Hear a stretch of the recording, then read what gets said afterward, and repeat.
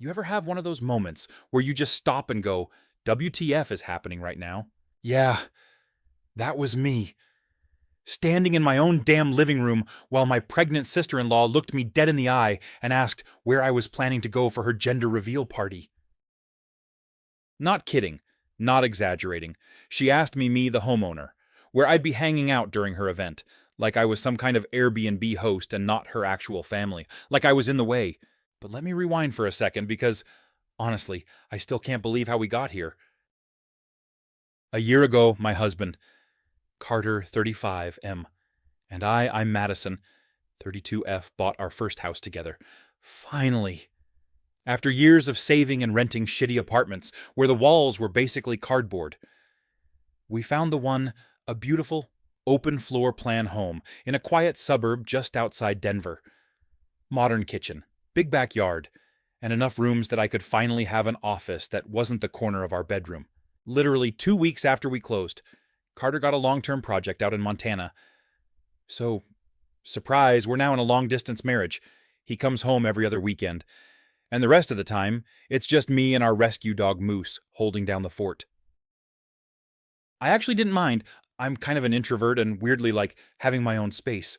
Plus, the house is like 10 minutes from my parents, so I'm not isolated or anything. Anyway, we hosted a small housewarming, nothing fancy, some drinks, some food, music, people walking around going, OMG, the light in here is so good. That's when Carter's sister, Nicole, 30F, first started eyeing the place like she wanted to move in.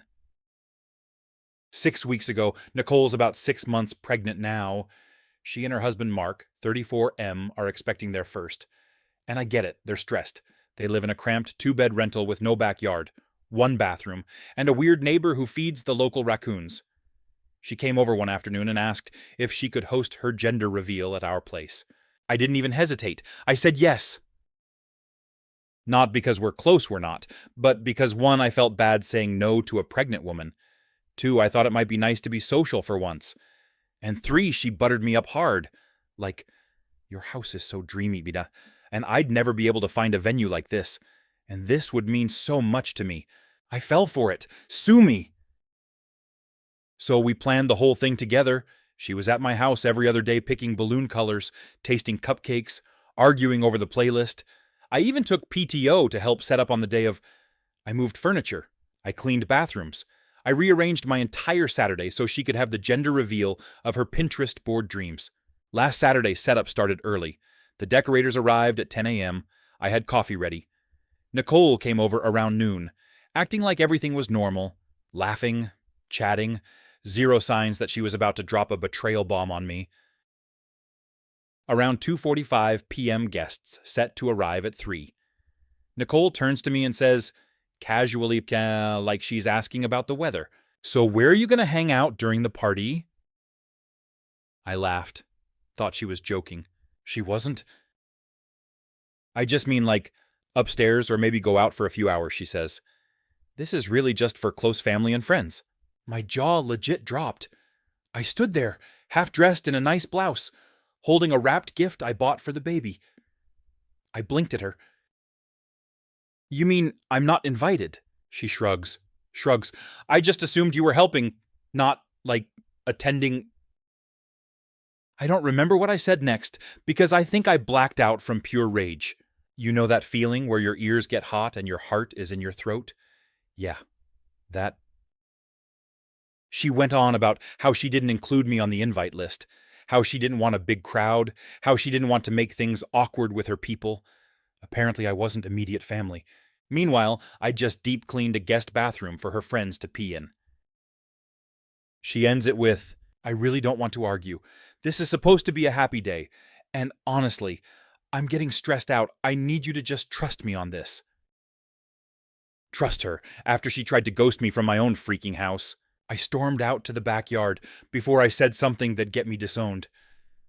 I called Carter, but he didn't pick up. He was still out in Montana. On some job site with spotty reception. No signal, no backup. I sat on the patio, staring at the inflatable arch that said, boy or girl, and felt like the world's biggest idiot. 20 minutes later, screw this. I wasn't going to just roll over and leave my own house.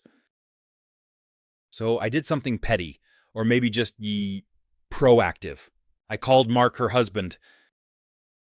He answered on the second ring. I told him what happened. Every detail. I wasn't yelling, but I was shaking.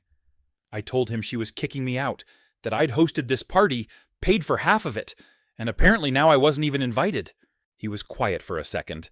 Then he said, "That's ridiculous. You don't have to go anywhere. I'll be there in 10. I hung up and just waited. I'm telling you, that moment sitting alone while guests started arriving in the front yard, knowing a storm was brewing, that was the beginning of the end. ChatGPT said last Saturday, 3:10 p.m., doorbell rings. I don't move.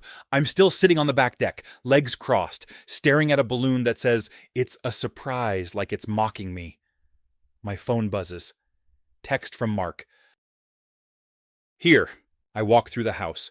The living room is fully decked out streamers, confetti, blue and pink macarons, a team boy, team girl photo booth corner, and a pile of tiny gifts for the baby stacked neatly on the dining table. All of it in my house. Nicole's standing near the kitchen, touching up her makeup. She freezes when she sees me open the front door. And then she sees Mark behind me. Oh man, you should have seen her face, like a ghost just slapped her. Mark steps inside, gives her the most neutral nod I've ever seen, then turns to me. Thanks for letting me know. You good? I nod. I'm not, but I nod. Nicole starts talking before anyone even asks her anything. Mark, what are you doing here? I told you I had everything handled. Mark says calmly, You tried to kick Maddie out of her own house. She scoffs. I wasn't kicking her out. I just thought she'd maybe want some alone time. It's my gender reveal.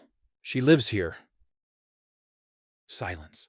Nicole glances toward the door as a couple of guests start walking up the steps. I see panic flash across her face.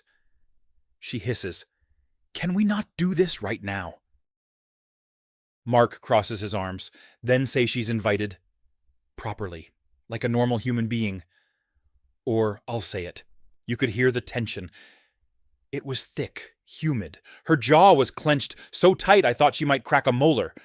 But eventually, she fake smiles, turns to me, and says, You're welcome to stay if you want. Oh, wow, what a gracious host. But I play along. I smile back, just as fake. Thanks, Nicole, that's so kind. I walk upstairs to grab a jacket. When I come back down, the first batch of guests are trickling in some mutual friends, some coworkers of hers I don't know, and a couple of influencers I recognize from Instagram. She hugs them, laughs too loud, puts on her good girl face. But every time she glances at me, it's with daggers in her eyes. And here's the thing, I wasn't even trying to make a scene. I just didn't want to be erased from something I'd helped build, from my own space. That's all. But now, after that BS smile I'm watching, I'm paying attention.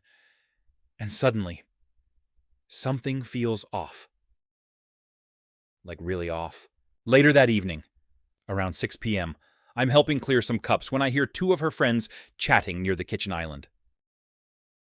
Friend 1, I can't believe she pulled this off. Her house is gorgeous.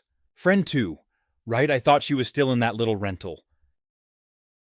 Friend 1, nah, she said they moved in last year. Mark's doing really well now.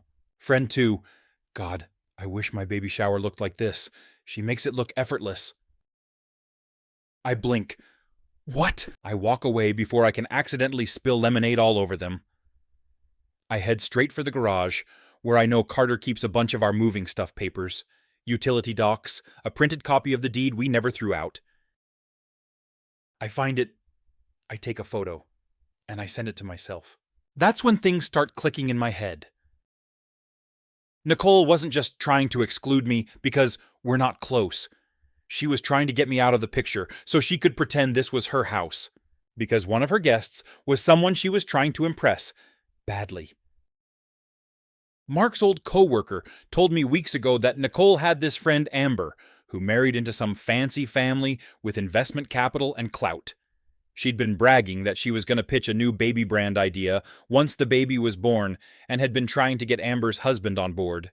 Now suddenly she's hosting the gender reveal at my place and telling people this is her home. Oh, hell no. I go to the backyard where Mark is sipping a soda and watching some kids play tag. Can we talk? He follows me inside. I show him the deed photo. Just overheard some of Nicole's friends saying how impressed they are with her new house. Apparently, she told people she lives here. Mark stares at the photo. Then he just sighs. She told me it was just easier than explaining whose house it was. Said she didn't want people to think we were cheap. I blink, so she admitted she lied. He nods. Yeah. I sit down. Hard. And you were just okay with that. I wasn't. We fought about it. But she swore it was harmless. Said it was just for the day. I look at him like he's grown two heads. Mark. She tried to kick me out so she could play Barbie Dream Life in my house and convince people she's loaded enough to get startup funding. That's not harmless. That's insane. He doesn't disagree. He runs his hands through his hair and says, I'm sorry, but Maddie, really. That night, after everyone leaves, Mark and Nicole get into it. I don't hear all of it, but enough. She yells about how I'm dramatic, how I ruined her perfect day, how this was supposed to be her moment. He shouts back something about lies and pretending to be someone she's not. Then he leaves, walks right out with his overnight bag, and doesn't look back. Next morning, I get a text from Carter. Just talked to Mark. He's at his parents'. Says he's thinking about divorce. My stomach drops. Carter calls me. I spill everything: the invite incident, the overheard conversations, the fake home tour she gave her influencer friend. He's silent for a long time. Then he says, She did what? I know. Within 48 hours, the whole thing explodes. Nicole's influencer friend didn't show up, but the lies still came out. Mark confronted her again, and she doubled down. Accused me of sabotaging her. Claimed I was jealous of her pregnancy. Said I was too obsessed with the house. Mark files for separation that week. Nicole calls my in-laws crying. They call me, asking why I couldn't just suck it up and stay out of it. Said you could have left for a few hours. Maddie, come on. Nah, screw that. I told them flat out, if I let her use my home to lie and manipulate people while pushing me out of the picture, then I'm just enabling that BS. I didn't throw her under the bus. I told her husband the truth. She drove the damn bus herself. They didn't like that. But I don't care. I didn't start this. I just stopped playing along. And honestly, I feel better than I've felt in months. 3 days later, it all went online. Nicole made a post on Facebook Public, of course, with a picture from the gender reveal, one of her standing in front of the balloon arch, glowing, smiling, hands on her belly like she was auditioning for a mommy blog. Caption said something like, Thank you to everyone who came to our gender reveal and made it so special, despite a few setbacks and negativity from unexpected places. We are so excited to welcome our baby girl, #blessed, #family first. Setbacks and negativity from unexpected places. Cool, so now I'm a vague Facebook villain. Within a few hours, the likes and comments started pouring in. People some I didn't even know were responding with the usual ignore the haters. Mama, and you don't need that kind of drama right now. And my personal favorite people always try to ruin your shine when they're miserable. I stared at my screen, blinking like, is this for real? I didn't want to engage, I really didn't. But then I saw one of her friends post. So sorry you had to deal with that. Can't believe someone would try to sabotage your baby's big moment over a house. Some people are just bitter. Oh, hell no. I screenshotted everything. I didn't comment. I didn't message. I just forwarded the screenshots to Mark.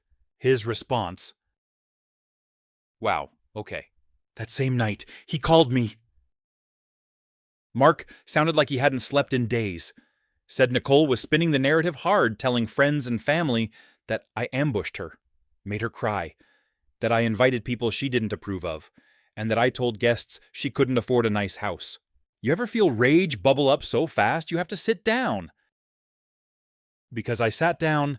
Mark, I said, Do I look like I have time to go around whispering about her bank account? She literally lied to people about owning my house, then tried to gaslight me out of being mad, and I'm the bitter one.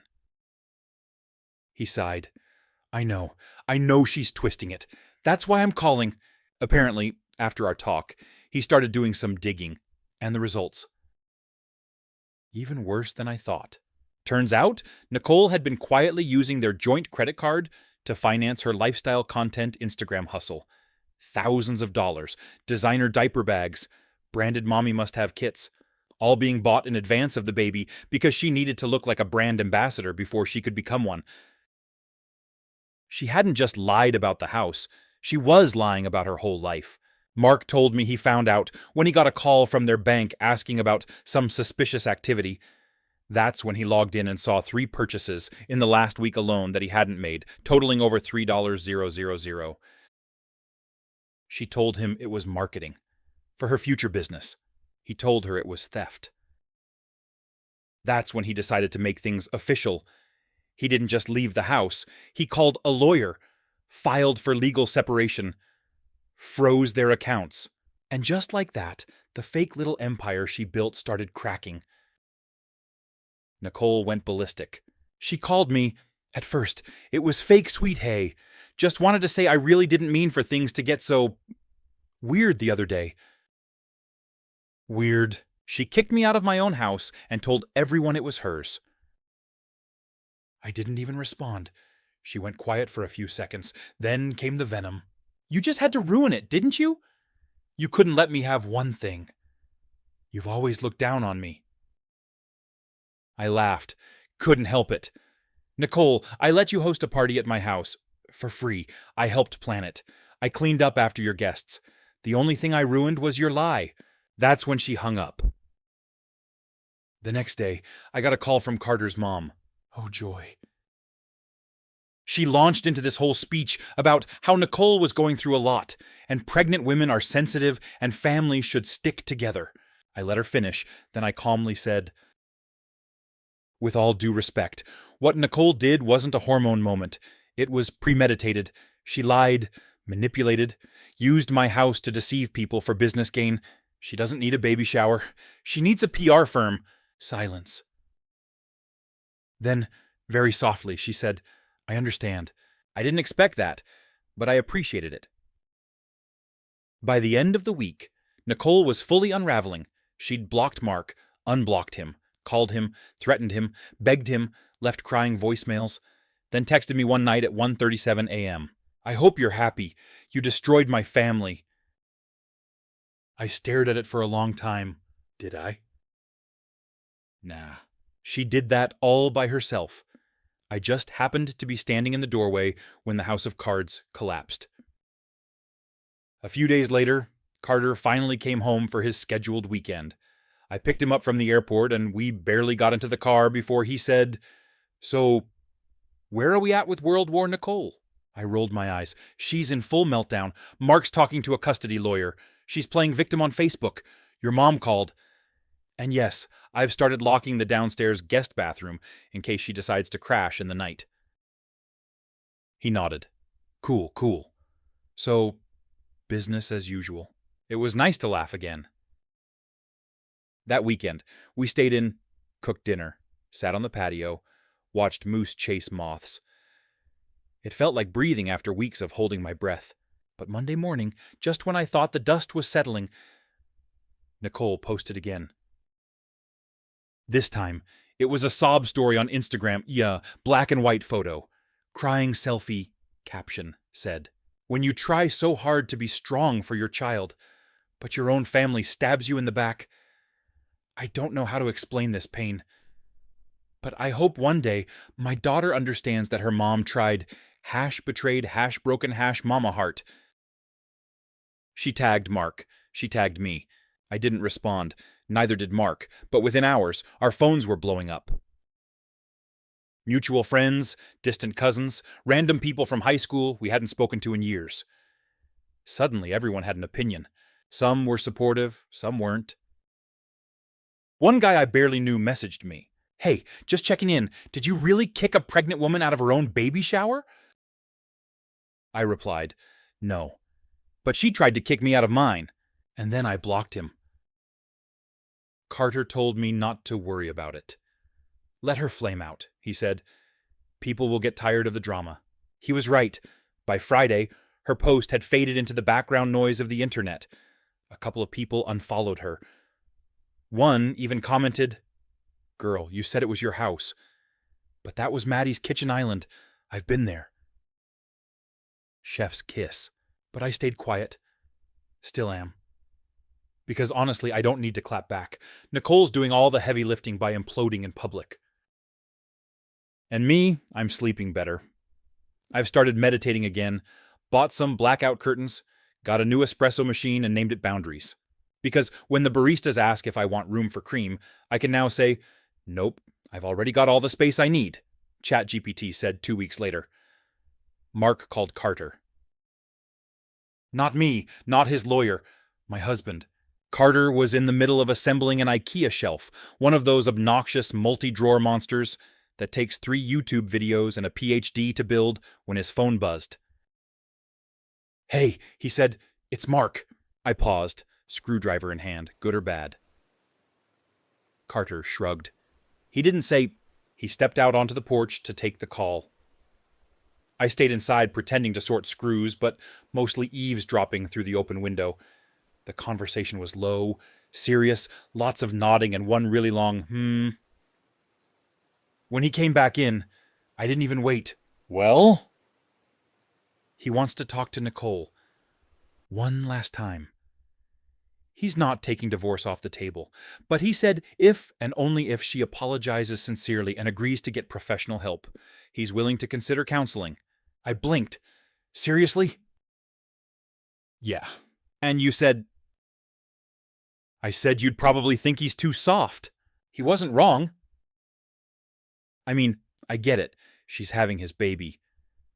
Of course he wants to try, but the damage felt permanent. Lying, manipulating, gaslighting, not to mention using their joint finances like a GoFundMe for her influencer fantasy. That's not oops, that's a pattern. Still, it wasn't my call to make. I respected that, mostly. That night, Mark sent Nicole a message simple, to the point. "If you want to talk, I'm open. But only if you're ready to take responsibility. No more excuses, no more blame. I need to hear the truth." She didn't respond right away. In fact, nothing happened for almost 4 days. No texts, no cryptic posts, no sob selfies. Then suddenly, Thursday night, 11:23 p.m., Carter's phone buzzed. A screenshot from Mark. It was a long text from Nicole. And to be honest, it surprised me. She admitted to lying. Said she'd been embarrassed by how far behind everyone else seemed to be getting ahead, friends buying houses, starting businesses, having photogenic lives, and she panicked. Said she felt invisible next to me, that my housewarming party made her feel like she'd never catch up. And so, when the gender reveal came up, she thought maybe she could borrow my life for a few hours. Spin a version where she was the successful one, the polished one, the girl who had it all together. She even said she didn't expect to be caught. She didn't apologize to me directly, but she did say she owed me one. Then she finished the message by telling Mark that she'd go to therapy if that meant giving their baby a shot at having both parents. Honestly, I was shook, not because I forgave her, but because for the first time in this whole disaster, she wasn't acting like the victim. She was just human. Messy, small, but real. Carter looked at me, eyebrows raised. "So," I sighed. I mean, that's between them, but at least she stopped pretending. Over the weekend, Mark and Nicole met at a coffee shop. Neutral territory, public space, less chance of a screaming match. They talked for 2 hours. Neither of them posted about it, no status updates, no live streams, just two people trying to figure out if there was any glue left to fix the cracks. When Mark called us afterward, he sounded lighter. "She's going to start therapy next week. We're not back together or anything, but we're talking. I told her we're co-parenting regardless, so we need to make peace." I told him that was brave. Because it was. Choosing peace over punishment takes guts. But what came next, that's where things really shifted. Nicole posted again, only this time, it wasn't a pity parade. No baby bump selfie, no hashtags, just a simple black screen with white text.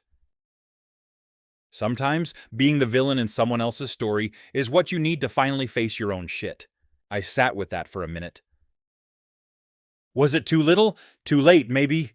But it was also honest. Like, for once, she stopped trying to spin the optics and just let it suck. And I respected that. Mark told us he wasn't moving back in. Not yet. Maybe not ever. But he'd be there for the baby. And he wanted Nicole to focus on healing, not appearances. So they worked out a co-parenting plan. Therapy became a routine. And slowly, the drama began to fizzle. But of course, peace is never just handed to you. It comes with reminders. Like the time Carter's parents came over for dinner and casually dropped, "We're glad Nicole's getting better. You know, she really looks up to you." I almost choked on my spaghetti. She what? His mom smiled. She talks about how put together you are, how confident. It's intimidating for her. Oh, now I'm the villain. The big bad sister-in-law who makes everyone feel poor and insecure. Carter stepped in before I could go off. "She doesn't mean that in a bad way," he said, trying to de-escalate. "Just, Nicole has some stuff to work through. Maddie's just been herself." I forced a smile. "Well, I didn't realize my kitchen backsplash was triggering people." His mom winced. "That's not what I meant." But it was kinda. And that's the thing. People will project their insecurities onto you, then act like you're the problem for existing too brightly. So now I keep things low-key. No house pics on social media, no humble brags, just soft boundaries and a healthy dose of not my circus, not my monkeys. Nicole and I haven't really talked since the blow-up. She sends the occasional group text with baby updates. I respond with the appropriate emoji and move on. Civil but distant. Mark, though he's changed.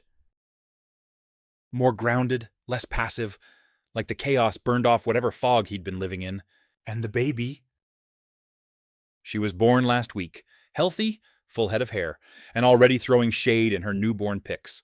Carter and I dropped off a gift, nothing huge, just a basket with books, onesies, and a card that said, "Wishing your daughter a life full of truth, love, and zero gender reveal drama." Nicole didn't reply, but Mark did. "Thank you. She'll need women like you around when she grows up." That one got me. Because after all the lies, the yelling, the Instagram posts, the family guilt trips, that felt like closure. Not a happy ending, necessarily, but a grown-up one. And in this house, that's more than enough. ChatGPT said 3 weeks after the baby was born, I got a letter in the mail. Not a text, not an email, an actual envelope addressed by hand, in Nicole's curvy handwriting, like the kind you'd see on Pinterest wedding invites, or those Etsy signs that say live, laugh, love. For a second, I just stared at it. Honestly, my first instinct was to toss it. I didn't want drama in a stamped envelope. I didn't want some passive-aggressive manifesto disguised as a thank you card. But curiosity won. I opened it slowly, like it might explode. Inside a folded sheet of thick paper, no glitter or hearts, just a long message in black pen. It started with, "Hey, Maddie, I know this probably isn't what you want, but I owe you something I've been too proud to say in person. So here it is. Okay, go on." She went on to actually apologize. Not some vague sorry if you felt hurt nonsense. She named it. Said she manipulated the situation. Lied about the house. Lied to her friends. Lied to herself. She admitted she was ashamed of where she and Mark were in life, especially after the wedding. Apparently, some of her friends made snide comments behind her back about how budget it all looked, and it festered. It felt like I was always 5 steps behind, and when you bought that house and had everything looking so perfect and polished, I felt invisible.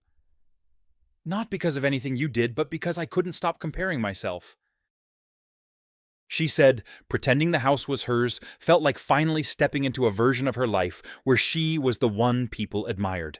I thought if I could just make it through the party without you there, I could rewrite how people saw me. Just once. I wanted to be impressive. I had to sit down. She wrote that she never expected it to blow up so badly, that she thought she could keep it tidy, just a white lie, and no one would get hurt. But of course someone did me. Then she said the one thing I never expected. You didn't ruin my life, Maddie. You saved me from going deeper into a version of myself I didn't even recognize anymore. If you hadn't spoken up, I would have kept going, pretending, lying, and I might have lost everything. That, hit hard.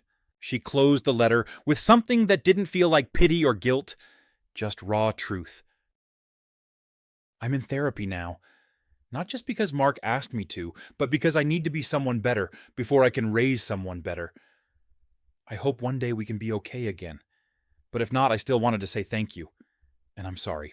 I stared at the letter for a while. Read it twice. Then a third time. And you know what? I cried. Not big sobs or anything. Just that quiet kind of tear-up where your throat closes and your chest gets tight. Because no matter how much someone messes up, there's something gutting about finally hearing them own it. I didn't text her, didn't message. I just folded the letter and placed it in a drawer, because even if it didn't fix everything, it gave me something I didn't realize I'd needed closure. Later that night, Carter found me on the patio with a glass of wine and Moose curled up at my feet. He sat beside me. You okay? I handed him the letter, watched him read it. His eyebrows raised a few times. By the end, he let out a breath and handed it back. Damn, he said. That was real. I nodded. Yeah. We sat there a long time, just listening to the wind in the trees and a neighbor's wind chime tinkling like a soundtrack for adult healing or some shit. Then Carter said, "So what now?" And I said, "Nothing." Because, honestly, I didn't need a dramatic reunion. I didn't need Nicole and me to braid friendship bracelets and call each other sis again. What I needed was peace. And maybe just a little bit of distance. A week later, I saw Nicole in person for the first time since the party. Mark brought the baby by for a quick visit, just him and the baby, and Nicole ended up swinging by halfway through. She didn't warn anyone, just showed up. I opened the door and froze when I saw her standing there, holding a bottle of iced coffee and looking like she'd barely slept in days. We locked eyes for a second. Then she gave me a small, tired smile and said, "Hey!" "Hey," I said back. She looked down, took a breath, and added, "I didn't come to talk about everything. I just wanted to meet you halfway." She handed me the coffee, my favorite kind. "You always kept those in the fridge," she said. "Thought you might want one." I took it, nodded. "Thanks." No hug, no drama, just a quiet truce over caffeine. She came in, sat next to Mark on the couch while he held the baby. I stayed nearby, sipping the coffee and watching the three of them together. The baby was squishy and tiny, and somehow already had Nicole's eyes. She didn't say much that visit, neither did I, but the energy was not hostile, and in the messiest, most real way possible.